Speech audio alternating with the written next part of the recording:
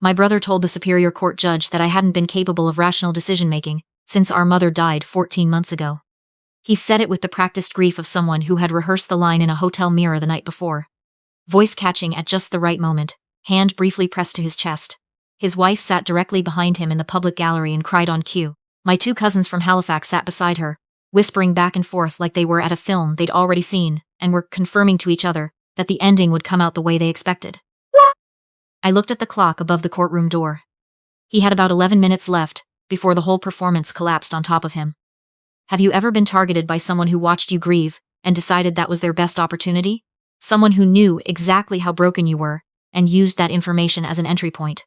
Drop a yes in the comments if you know that feeling. I want to know how many of us have had to rebuild ourselves after someone took a hammer to us while we were already on the ground. My brother was a property developer from Calgary. 3 investment properties, a condo in Beltline, a truck that cost more than most people's first down payments. He flew business class and introduced himself at parties with his net worth embedded in the anecdote. He had a firm handshake and a loud laugh, and the particular confidence of a man who had never once been held accountable for anything by anyone who mattered to him. For most of our lives, I was the quiet one by comparison, the one who took the subway, the one who bought coffee from the office machine instead of the cafe downstairs, the one who, when our mother got sick, moved back into her Oakville home and spent 8 months sleeping in my childhood bedroom so she wouldn't be alone. He visited 4 times in 2 years. When she passed, she left everything split equally between us. The house in Oakville, assessed at just over $1.38 million the previous spring, 2 RRSP accounts through ARBCC totaling close to $320,000, a TFSA sitting at $94,000, a non-registered investment portfolio at TD Waterhouse worth roughly $430,000. We were both named co-executors in her will. The night after her funeral, at the kitchen table in her house, my brother poured himself a scotch and suggested that he should take the lead on estate administration.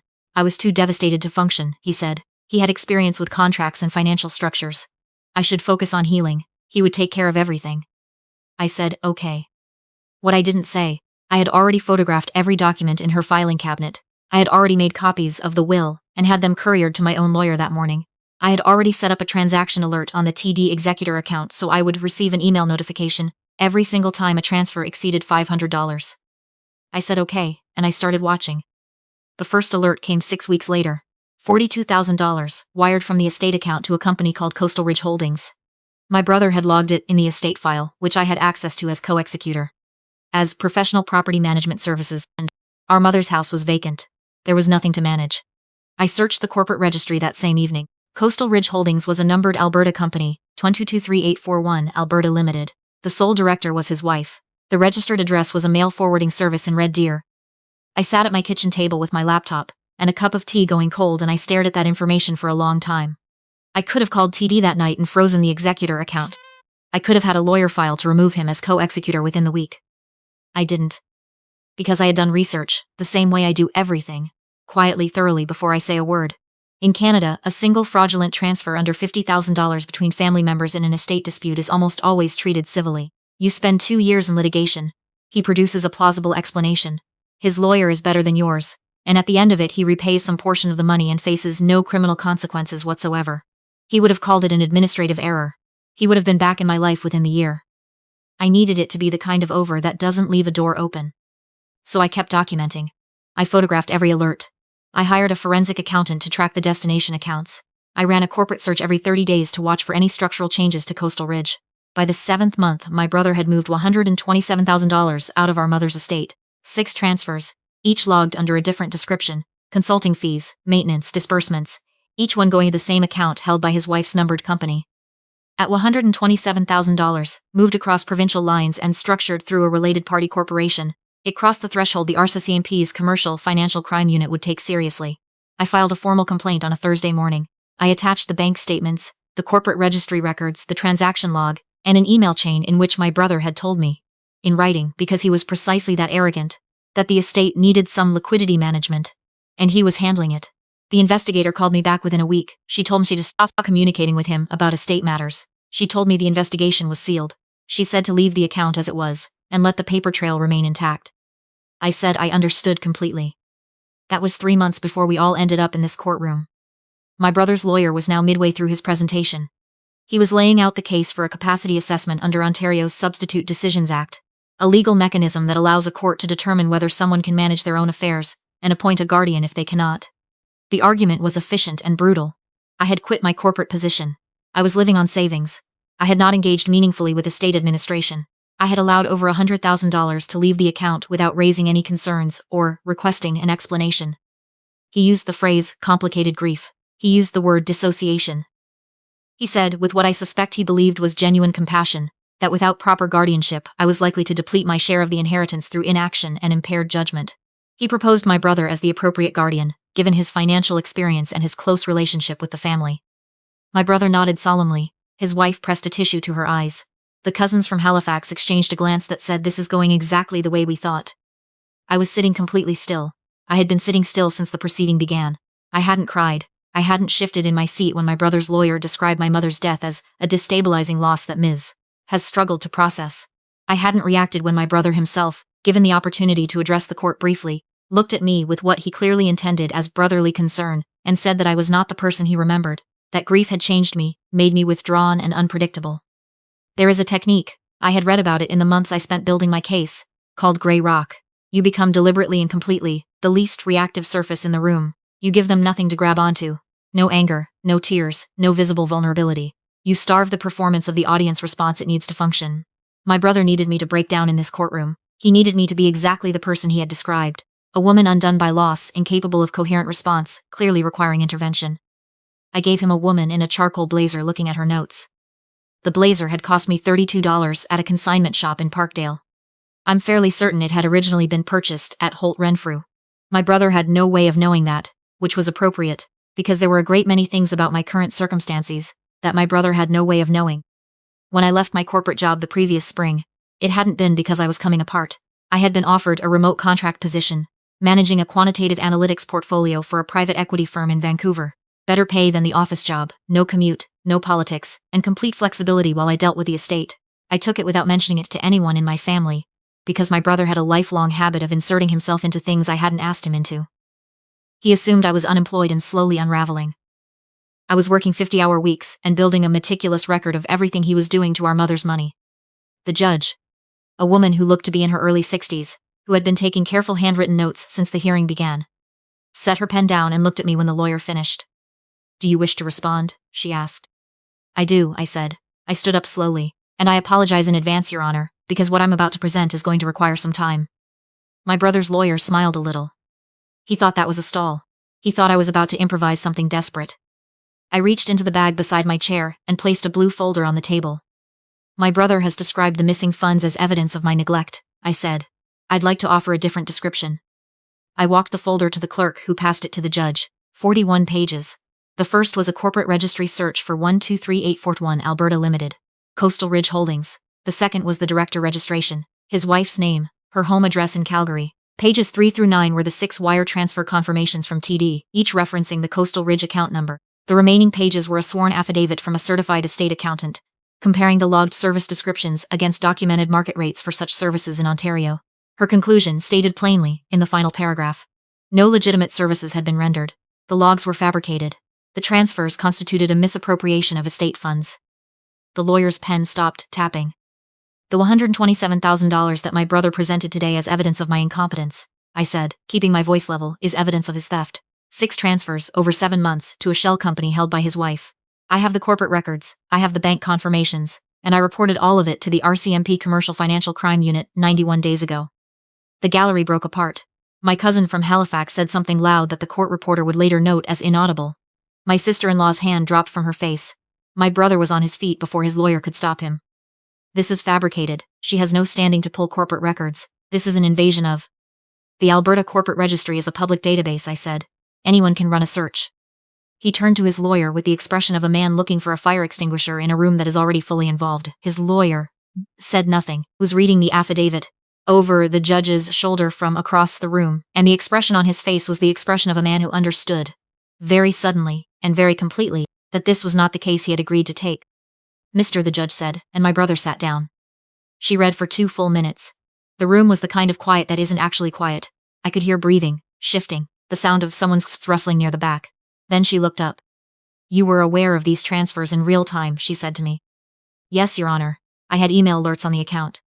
"And you waited." "I waited until the pattern was documented, and the amount was sufficient to constitute a serious criminal matter under the Criminal Code of Canada. I paused. If I had frozen the account at the first transfer, we would have had a civil dispute. My brother would have argued it was an administrative misunderstanding and repaid the $42,000. He would have been back in my life within a year attempting something similar. I needed this to end permanently. I needed the kind of evidence that doesn't leave him with an exit. My brother looked at his lawyer. His lawyer looked at his legal pad. He had stopped taking notes. She authorized it. My brother's voice had lost some of its earlier authority, but he was not done. He opened his briefcase and produced a single sheet of paper. She signed a letter of direction. It gave me full authority to make investment and transfer decisions on the executor account. We have the document. I have the original. His lawyer stood and handed it to the bailiff without looking particularly hopeful. The bailiff took it to the judge. The room shifted again. My cousin sat up straighter. His wife exhaled. The story they had come here believing in suddenly had a thread to hold onto again. The judge examined the document, a TD bank form, typed and signed. She looked at me over her glasses. This bears what appears to be your signature. It looks like my signature, I said. Yes. My brother's shoulders dropped half an inch with visible relief. I counted 2 beats, then I reached into my bag and took out a second folder. That form was submitted electronically to TD's Estate Services Department at 11:17 on a Tuesday evening, digitally, from a Calgary IP address. I placed the folder on the clerk's desk.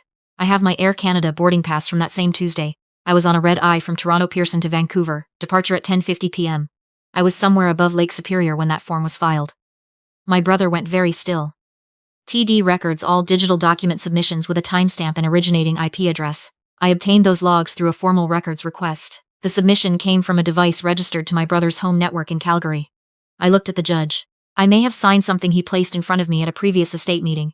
He had a habit of including documents in stacks of papers and asking for signatures without reading them aloud. But the electronic submission to the bank was made without my knowledge. That is document fraud. His lawyer rose to his feet for the second time. Your Honor, my client would like to request a brief recess to review this. We'll continue, the judge said. My brother sat in his chair with the particular stillness of a man who has understood something and is working out what, if anything, can be done about it. The performance was completely gone. The worried elder brother, the reasonable man trying to help. None of it was left in his face. What remained was just a person sitting in the specific kind of silence that follows the closing of a trap. My brother described my lifestyle earlier as evidence of incapacity, I said. I'd like to add one piece of context he may have overlooked. I kept my voice the same, steady, unhurried. 9 weeks ago I purchased the commercial mortgage note on his Hamilton development property. The mixed-use build he started before interest rates climbed. He's been 8 months behind on payments. The original private lender sold the note at a discount. I bought it. I heard his wife's voice come through the back wall from the hallway, where she had stepped out during the recess that wasn't happening. I heard the pitch of it change. My brother looked at me for the first time since the morning had begun. Not with anger. With something closer to recognition, the expression of someone who has just understood that they were never playing the game they thought they were playing. You came here today, I said quietly enough that the gallery had to lean in to hear, to have a court declare that I cannot manage my own affairs. What you've accomplished instead is giving sworn testimony that directly contradicts the documentation I've submitted, which the RCMP have held for 91 days, and to which your statements today now constitute an additional count of perjury. I placed a single sheet of paper on the table between us. My lawyer had drafted it 3 weeks ago, because I had known we would arrive to hear us. Sign this. You withdraw the capacity claim. You resign as co-executor. You acknowledge the transfers and agree to repayment from your personal accounts within 90 days. You do this now, before we reconvene. He read it. He read it a second time. And if I don't, he said. Then we go back in there and you explain the IP logs and the boarding pass to the judge. And when the RCMP officers come through those doors, which they will, because I confirmed this morning that the warrant is active, you will not have had the dignity of settling this quietly. He was silent for a long moment. His lawyer came back from his phone call in the corner, read the agreement, made one suggestion. My brother shook his head once. The lawyer sighed, produced a pen, and set it on the table. My brother signed. The back doors of the courtroom opened 14 minutes into the recess. 2 plainclothes RCMP officers and 1 uniformed officer from 50 Division walked in with the particular unhurried certainty of people whose paperwork is already complete. They didn't rush. They didn't make a scene.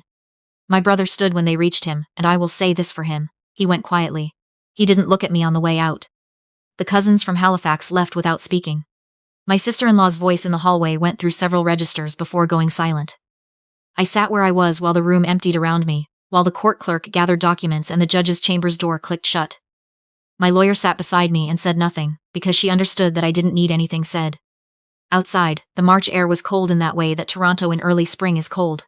Not the deep cold of January, but the stubborn, residual cold of a city that hasn't finished deciding whether winter is done.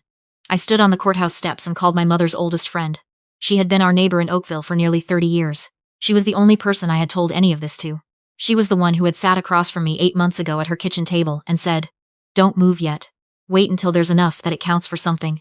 Make it matter." She answered on the second ring. "It's done," I said. She was quiet, then. She would have laughed at the fact that he handed you everything you needed and thought he was still winning. She's right. My mother had that kind of laugh, quiet and certain, the laugh of someone who had been underestimated enough times to find it genuinely funny. I want to say something to anyone watching this, who recognizes what I've been describing. Grief does make you vulnerable. That part of what my brother said was true. Standing at a grave in November with the person who taught you most of what you know about love and patience and being a decent human being, and then turning around to face the rest of your life without them. That is a real kind of fragility, and it doesn't resolve quickly, and it doesn't resolve neatly. What I'm saying is that I am not someone who was never hurt by any of this. I was devastated. I sat in my mother's empty kitchen some nights and couldn't name a single reason to get up from the chair. But grief and weakness are not the same thing. The quiet I brought into that courtroom was not the quiet of someone who had given up. It was the quiet of someone who had been building something, methodically, privately, for 14 months, and was finally ready to open the door and show people what was inside. You do not have to be loud to win. You do not have to perform your pain for anyone. Sometimes the most effective thing you can do is let them mistake your stillness for absence. Let them believe they've already won. Document everything, wait for the amount that counts, and when the moment comes, place a blue folder on a table and watch 14 months of their certainty dissolve in the time it takes a judge to turn 41 pages. The estate closed the following month. The Oakville house sold in 6 days. I kept my apartment in the annex. I kept taking the subway. I released the Hamilton mortgage note the week after the hearing. Not as a kindness, but because I didn't want to be attached to him in any form, not even as a creditor. What I wanted was a clean line, an ending with no loose threads pulling me back towards someone who looked at our mother's death and saw inventory. I got it.